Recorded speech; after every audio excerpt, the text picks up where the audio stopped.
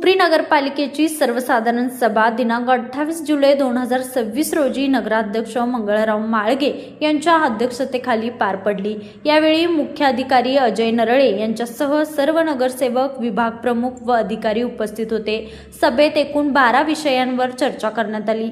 सभेत शिवसेनेच्या नगरसेविका सोनाली जाधव व रेवती पाटील यांनी पाणी पुरवठा योजनेच्या खर्चासंदर्भातील ठरावाला विरोध करत आक्रमक भूमिका घेतली। सिल्वर झोनचे काम रद्द झाल्यामुळे 2,12,95,703 इतकी रक्कम बचत झाली असताना 2,57,68,723 इतकी वाढीव रक्कम कोणत्या आधारावर प्रस्तावित करण्यात आली आहे, तसेच ही वाढीव रक्कम कोणत्या कामासाठी खर्च करण्यात येणार होती, असा सवाल त्यांनी उपस्थित केला।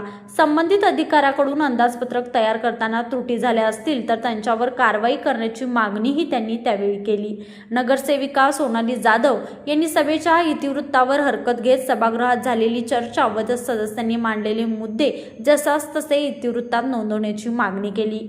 नगरसेवक डॉक्टर स्वप्नील हुपरीकर यांनी शहरातील भटक्या कुत्र्यांच्या वाढत्या उपद्रवाचा प्रश्न उपस्थित करत जानेवारी ते जून अखेर 991 नागरिकांनी रेबीज प्रतिबंधक लस घेण्याची माहिती दिली। नागरिकांच्या सुरक्षिततेसाठी तातडीने उपाययोजना करण्याची मागणी त्यांनी केली।